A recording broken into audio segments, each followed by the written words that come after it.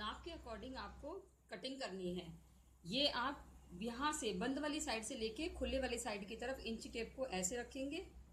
और आपको कंधे बताए थे मैंने, जो मेजरमेंट लिया था उसमें 15 का आधा लेंगे 7.5 पर हमने निशान लगाया है।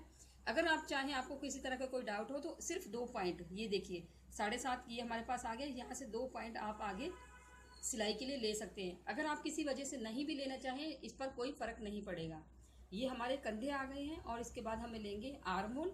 आर्मोल का लेंगे हम चेस्ट का 1/4 -2।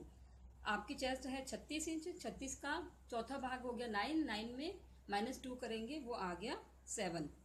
ये लाइन जो हम लेंगे 7 इंच तक सीधी स्ट्रेट खींचेंगे और यहाँ से इसको बाहर निकाल देंगे। और फिर इसका ये राउंड की कटिंग, ये आर्मोल कटिंग हो गया है। अब मैंने आपको ये बताया था अपने कि गले की जो चौड़ाई लेनी है 2.25 या 2.5 आप ले सकते हैं। तो 2.5 इंच पे आप निशान लगाएं और इस गले से मुड्ढे की तरफ आपको यहाँ से हल्का सा आधा इंच से भी कम तीरे का निशान लगाएंगे, जिसे कंधे तक लेकर आएंगे तिरछा। ये कटिंग कर देंगे। कटिंग बहुत केयरफुली करेंगे इस तरह से। और ये यहाँ से कटिंग की हमने,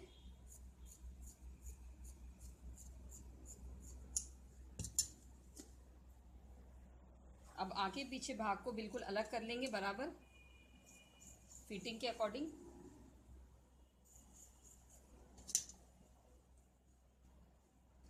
फ्रंट पार्ट जो आपका रहेगा उसमें आपको करना आगे वाले हिस्से की कटिंग। आगे वाले पार्ट में मैंने आपको गले का नाप बताया था कि हमारे पास कॉलर का जो राउंड आएगा इस तरह से, वो राउंड कितना है, उसी को हमें इस गले के अंदर डिवाइड करना है। फ्रंट पोर्शन को आप इस तरह से डबल कीजिए। डबल करने के बाद आपको मैंने बताया है 2.5 इंच का नाप, चौड़ाई हमने ली है 2.5 इंच की। यहाँ पर वही 2.5 इंच का निशान लगाएंगे आप, 2.5। उसके बाद 15 इंच आपका जो गले का राउंड आ रहा था वो 15 इंच आ रहा था। इसके अंदर आपको अगर राउंड कॉलर बना रहे हैं तो आपको इतना राउंड लेना है कि आगे और पीछे का मिलाकर 15 होना चाहिए। आप यहाँ से नीचे 3 इंच लीजिए, ये मार्क करेंगे। इसके बाद आप इस तरह से नापिए।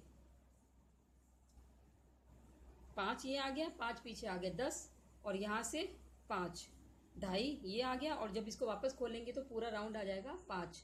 2.5 और 2.5 का डबल करेंगे 5, ये 5, इसको राउंड करेंगे 5, टोटल मिलाकर हमारे पास हो गया 15। आपको एक बार दूसरे तरीके से समझा देती हूँ। ये देखिए, ये हमारे पास गले की गोलाई आ चुकी है इस तरह से।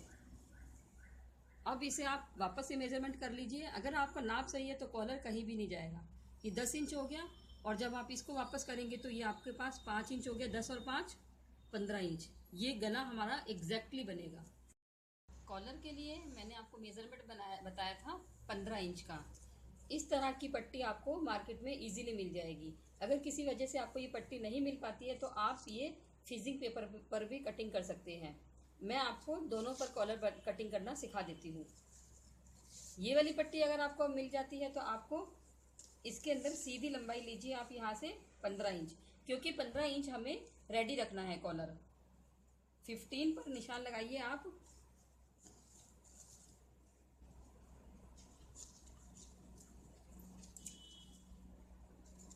ये पट्टी हम इस तरह से निकाल लेंगे।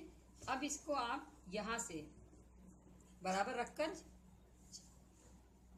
पट्टी को बराबर रखकर आपको बिल्कुल ये वाला जो कॉर्नर है हल्का सा राउंड लेना है। अगर आप चाहें फैशन के अकॉर्डिंग तो इसे इस तरह से भी सिंपल भी रख सकते हैं।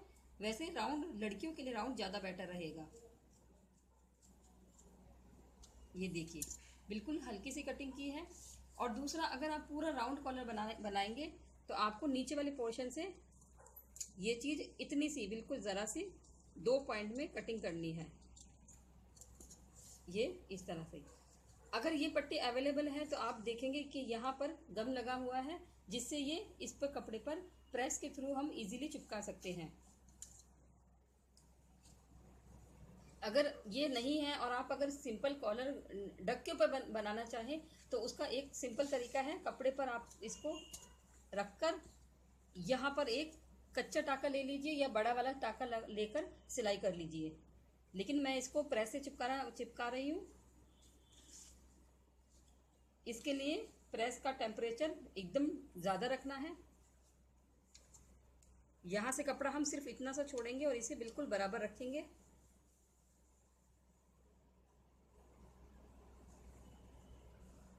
ध्यान रहे कि आपको ज़्यादा रगड़ना नहीं है, इसको बिल्कुल बराबर रखना है। अगर रगड़ेंगे तो ये चीज़ यहाँ से सिकुड़ जाएगा। हमें बिल्कुल ध्यान से इसको चिपकाना है। ये देखिए, मैंने यहाँ से इसको एक्स्ट्रा रखा है और ऊपर वाला कपड़ा पूरा फुल है, क्योंकि मैं इसको वापस इसी को डबल करूँगी। अगर आपके पास ये कपड़ा पूरा नहीं है तो 2 पट्टी भी अलग अलग कटिंग कर सकते हैं। उसको फिर सिलाई के बाद आपको जोड़ना होगा। पॉसिबल हो तो इस तरह से चौड़ी पट्टी ही यूज़ कीजिए। ये बुकरम हमारी चिपक चुकी है। ये मैंने यहाँ पर प्रेस के थ्रू इसको कपड़े से अटैच कर दिया है। सेकंड टाइम में आप क्या करेंगे, इसे कपड़े को बिल्कुल बराबर यहाँ से फोल्ड करेंगे, एक बार वापस से आयरन करेंगे।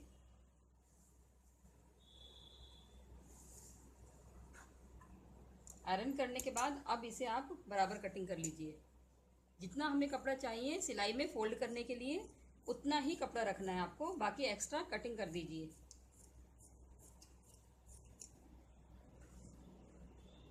और यहाँ से आपको ये चीज़ रखनी सिर्फ सिलाई के लिए।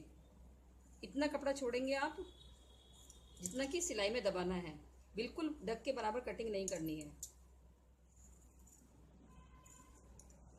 मैं आपको बता चुकी हूँ कि अगर आपके पास प्रेस और इस तरह की डग नहीं है तो हमें उस कंडीशन में क्या करना है, इस तरह से डग रखेंगे और उसके ऊपर सिलाई लगाएंगे और बाकी का प्रोसीजर जो मैंने बताया है वही का वही रहेगा। अगर आपके पास इस तरह की पट्टी अवेलेबल नहीं है, उस कंडीशन में आपको फीजिंग पेपर लेना है, या फिर कोई डग पर पसंद ना करे तो ये फीजिंग पेपर भी यूज़ कर सकते हैं। उसकी कटिंग इस तरह से करेंगे आप। वही 15 इंच का मेज़रमेंट लेकर इसको बराबर डबल लीजिए। 15 का हाफ 7.5 लेने के बाद डग की चौड़ाई आप अपनी मर्जी से रख सकते हैं, जैसा आप पसंद करें। 1 इंच तो नॉर्मल होती है अगर छोटी कॉलर लेनी है, बाकी 1.5-2 बहुत ज़्यादा हो जाएगी। अगर किसी की नेक लंबी है वो 2 या 1.5 भी रख सकता है। मैं सिर्फ 1 इंच के कॉलर ले रही हूँ।